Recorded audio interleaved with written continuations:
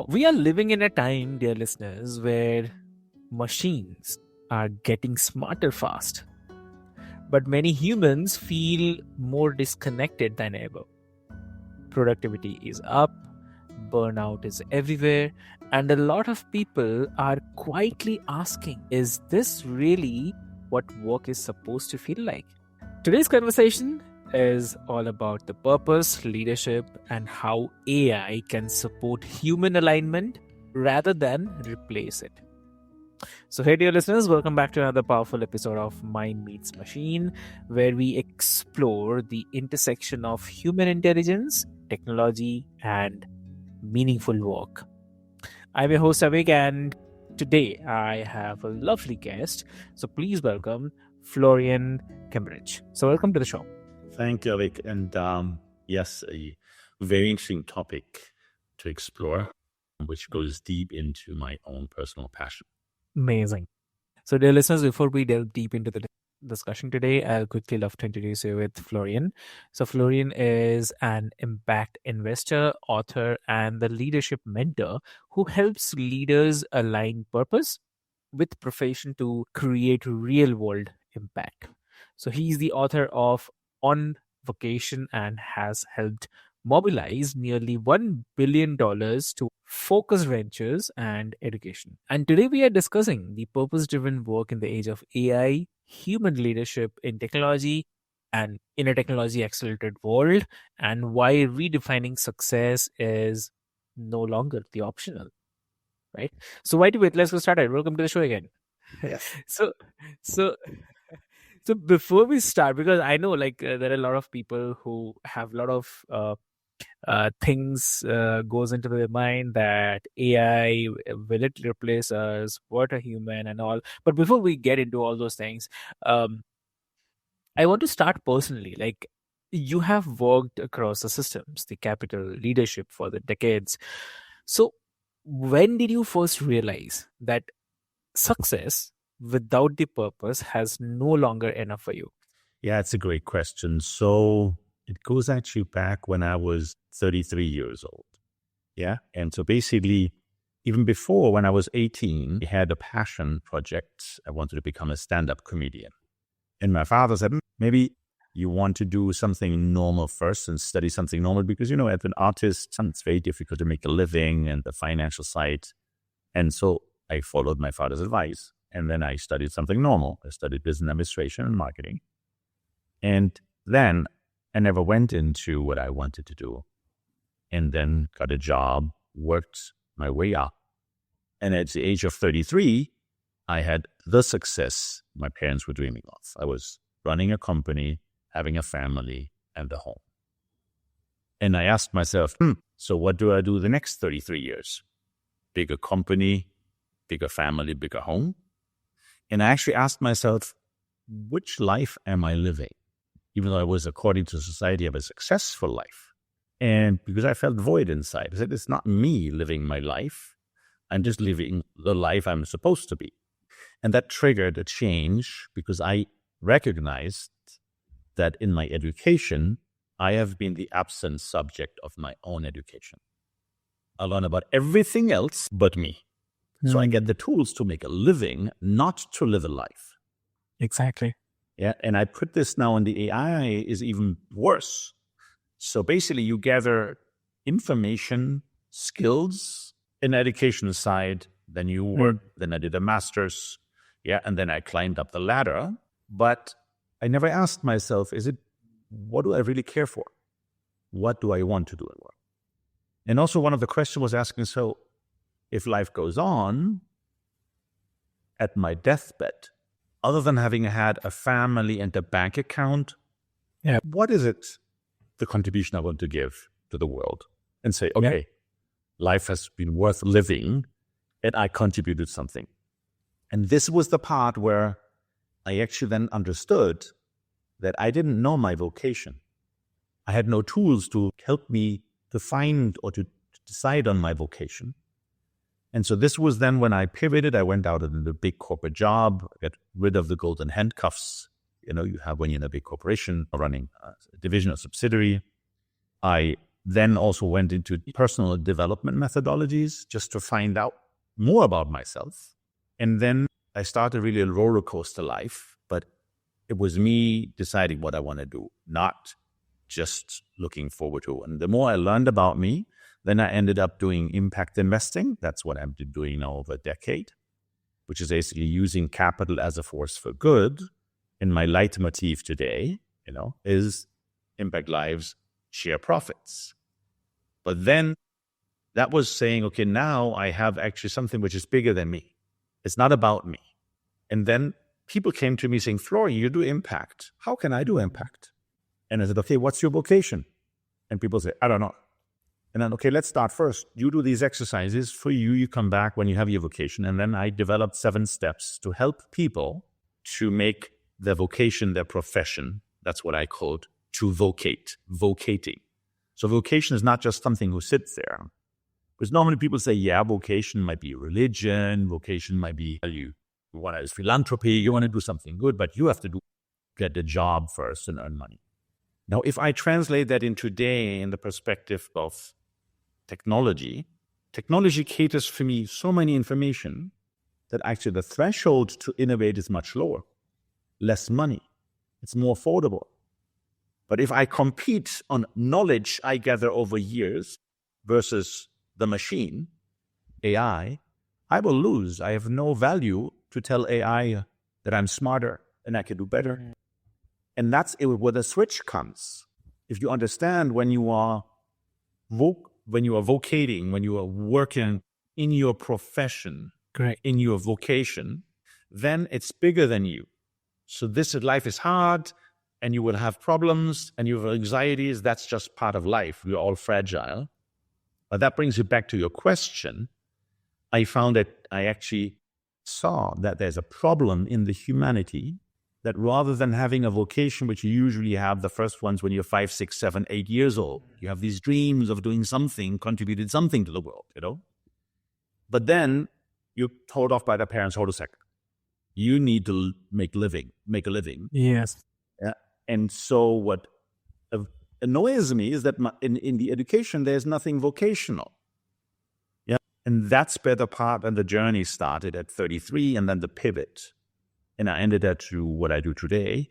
And then the people I've helped asked me, Florian, you have developed 7 steps, which actually helped me to identify my vocation and to make it my profession to start vocating.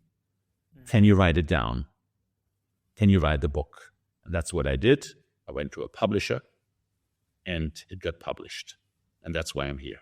That's amazing. Thank you so much for sharing that. And yeah, I mean, it's quite, I'd say it's a quite learning from what you've been through. And I totally agree. Like when you said that first 33 years I did for living, right?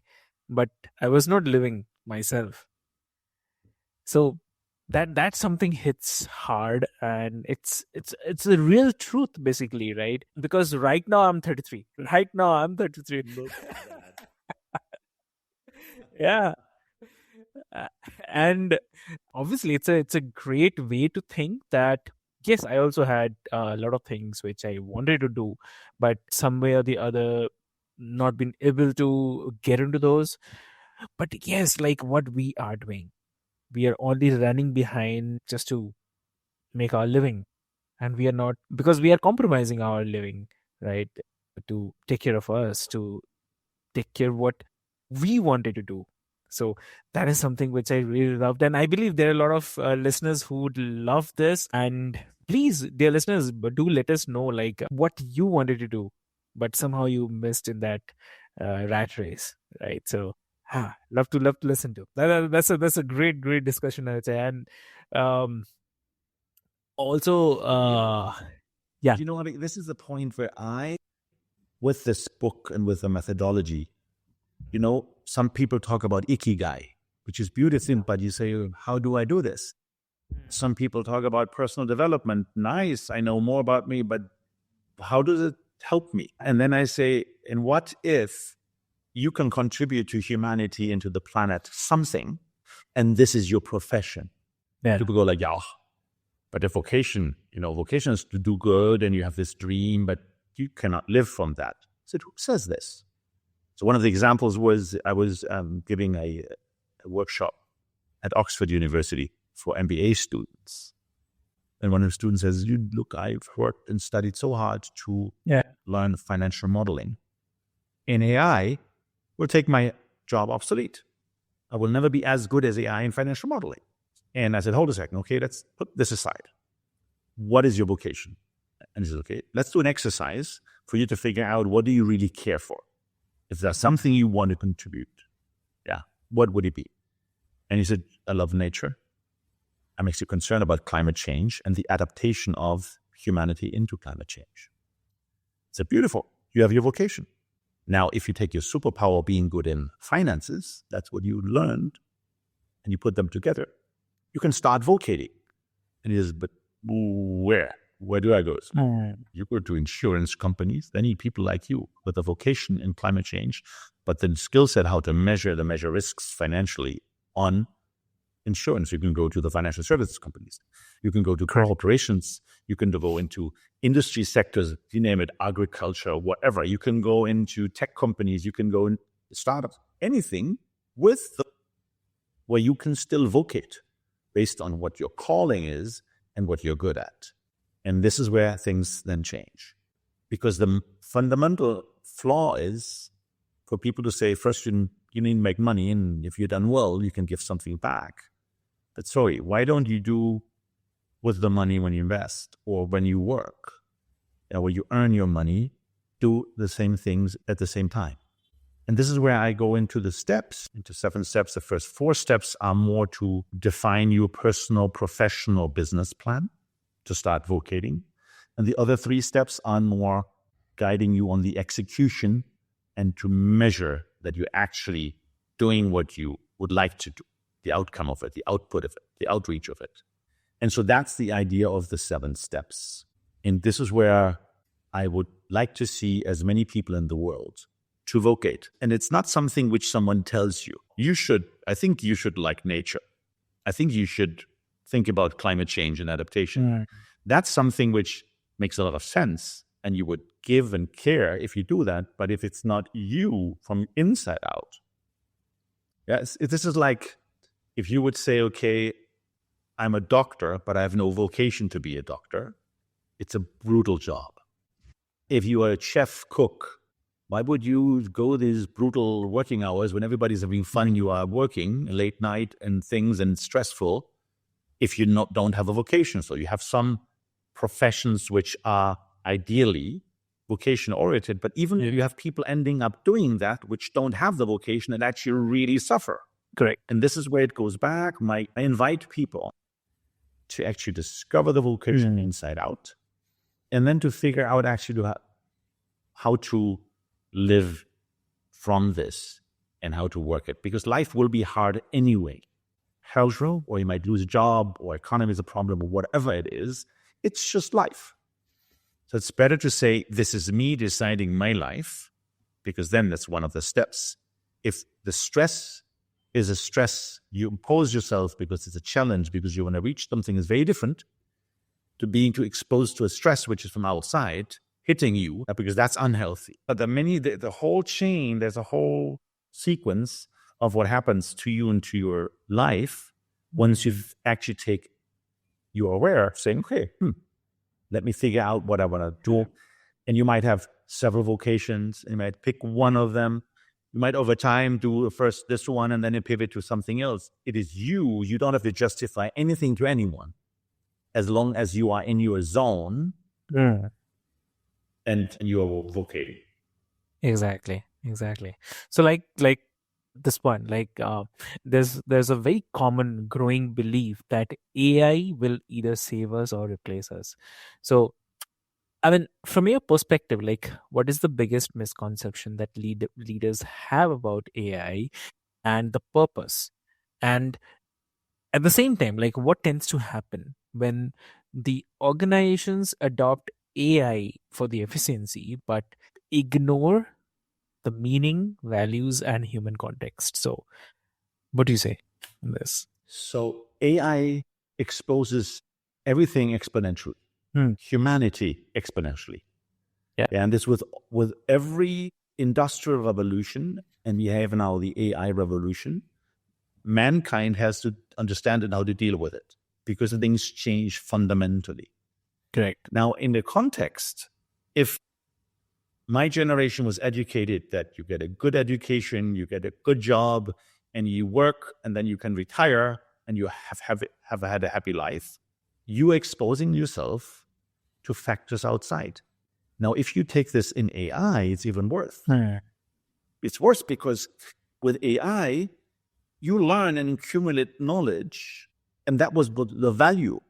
If I work long enough, let's say, go back to the financial services part, and you're good on modeling, and you have done many things, and you've learned of it, and that's what is your value, is you know how you have. Yeah. AI will replace this.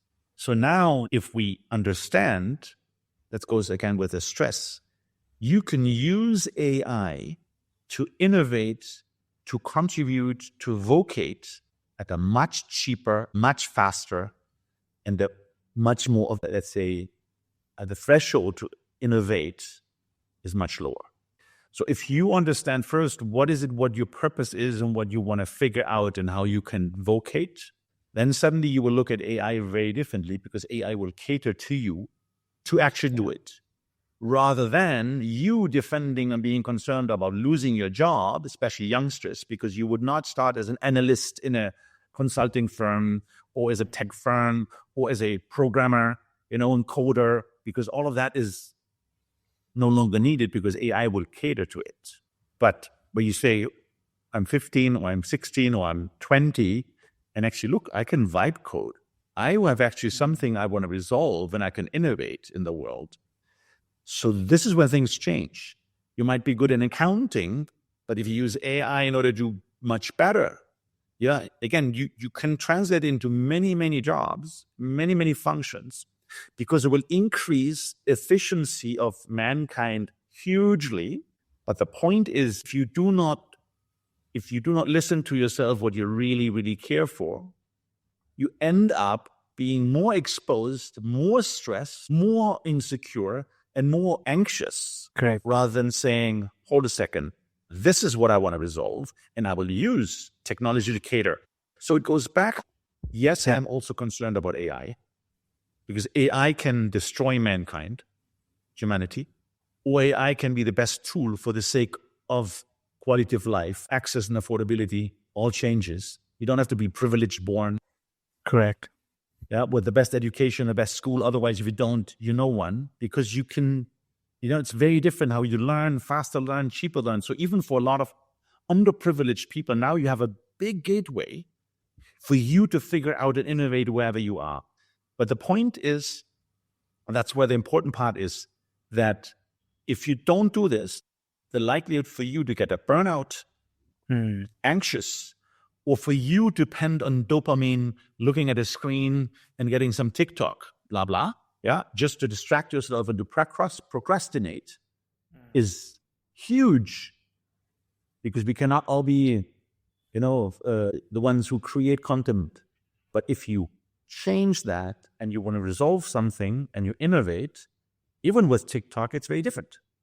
And so those are the pieces where I invite people to consider, especially younger people, not to take so many years like I did to figure things out and to be frustrated and then to change, but really go much earlier and understand, listen to what you want to resolve, and then look how you can use and cater AI and technology to actually do it.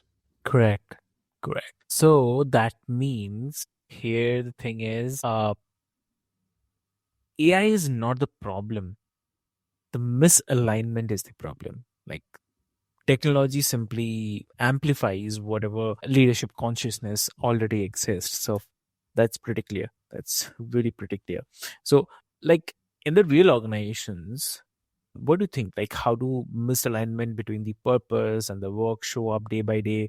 Especially when, as AI accelerates pace and the pressure. Yes. So actually, I I have 3 books I'm writing, and they're all on vocation. It's a trilogy. And I put them in different contexts. So the first book is how to align your purpose with your profession. Early years, how you learn, how you cater, and how you benefit by vocating to decide your life, and you figure out then do. The second is I put this in context of an organization. Yeah.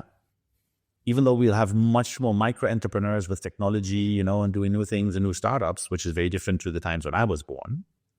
But again, if you're an organization, whether it's a big corporation or a startup or something in between, is that the second book is how to align your purpose with your business. Because once you federate and you meet around a theory of change, a purpose of an organization, your net promoter score goes through the roof. And if you resolve that, you will not fight AI, making your job redundant. You will actually use and leverage AI for the sake of the success of the company on the mission to do. And the third book is then how to align your purpose with your capital. How do you use money to trigger change, to contribute, not just for the sake of a financial return, but you're actually using money as a force for good. Yeah, so that's the third one. And it's basically all goes back to what you care about, whether this is you in your job, whether this is you in an organization in an organization, or whether this is you because of things you buy, things you invest in, or you support financially. Now, those are the 3 pieces. But again, the fundamental problem is the same, that if it's only for the sake of financial returns on capital, you will be safe financially, but you will not be happy. And you can see a lot of people which have accumulate a lot of wealth are not happy. The question comes, so what next? How can I contribute? And this goes back to the question is, decide for yourself, what do you want to solve for? And then choose the path, how to actually execute it, whether you do it yourself, whether you do it in an organization or transform an organization, or whether you do this with your money or the time or the investments you do. So suppose for the listeners who feel successful but quietly disconnected, so then what question would you invite them to sit with this week? It's a great one. So one of the big problems with social media, technology, AI, is that stimulants come for you to get the dopamine shots. And it's constantly. You cannot create and you cannot listen to what you want and listen to your intuition to vocate if you're distracted, only glued to something who entertains you. And this will lead to a mental burnout. It will lead to anxiety because you overstimulate with cortisol at the same time your body. And so the important part is you need to cut out the noise, find time for you, interiorize, because the sanity level will go much higher. And this will affect your mental health. It will affect your physical health positively. But also at the end, the dopamine you get and the endorphins you get come through what you contribute and do, not through what is manipulating you. And so there's a mind shift to be done. And this now in AI, it's even worse. Right? Because if AI tells you what to do, because you haven't figured out what you want to do, your dependency on it will go even up, even worse. And that's why you have these peaks of suicides, you have peaks of mental health problems, of burnouts, because people do not understand that the answer lies in yourself, in what you figure out what you want to do with your life and how you want to live your life, not just numb out the pain by being distracted on something to entertain you. So Abid, also, this goes back for me on the topic of the human agency. You should decide for you what is you want to do, and it will be hard anyway, but it's you. Yeah, because if it's not you, your life will exponentially go miserable with technology. Yeah. So it's like, if not you, then who? So it's definitely exactly. And like, in a AI driven world, like the most valuable leadership skill is not kind of the speed or intelligence, but it is alignment with the purpose. I mean, I totally agree on this. So anything that you want to share on that? Anything for the listeners? It depends on how to define success. If success is measured on how much money you have in the pocket, so then you can spend it in your free time, on some amazing travels, with amazing food, with amazing events. This is entertainment. This is not success. Exactly. If you measure your success on what you have actually achieved and not the achievement on your image, on your reputation, or how much money you've earned, but actually how much you have lived, loved, and given, that's a big pivot. But it has to start from beginning. Okay, you decide for you what is success. Yeah, so I invite people to question the ordinary things, the standard way of thinking of what success is, which is, people, how many people admire you and how big is your bank account. That's what success is boiled down. And this goes, if you flip this is the key component, because if you live a life with values and the love you give and the contribution you give to people on planet, and you scale this, we will start avoiding to kill ourselves over time with overpopulation, over pollution, over anything, which is the path we're going to. Exactly. I agree. I really love that. And also, Florian, like, where can listeners learn more about your work and begin their own vocation journey? So yes, from my side, I invite you to read the book, which is the first reflection. And in the book, I have my own vulnerable story, my roller coaster life. I'm not telling you this is success, and here I am, and that's the way. I actually tell you the way you should do differently much earlier. Then I talk about the science of vocating. I give a lot of literature and, elements. So I want to substantiate, and then the 7 steps. So if you go to on-vocation.com, you find the book. We will also publish now this year the second one, which is in organizations in a similar way.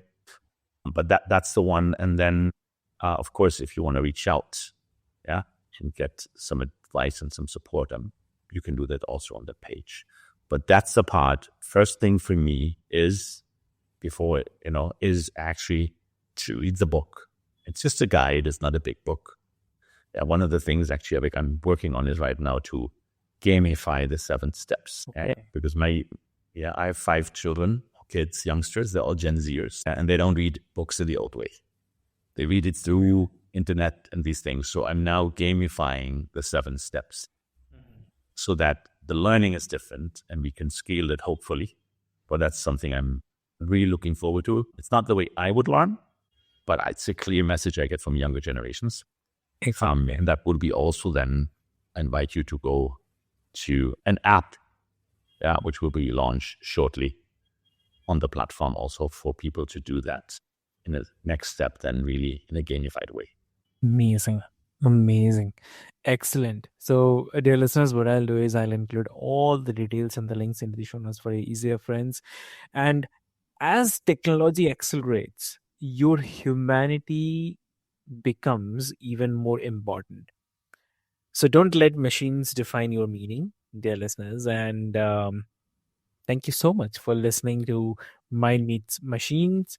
And if this episode sparked reflection, then please share it with someone navigating their own career questions. So with this hope, this is your host Avik, and see you soon in the next conversation. So thank you so much.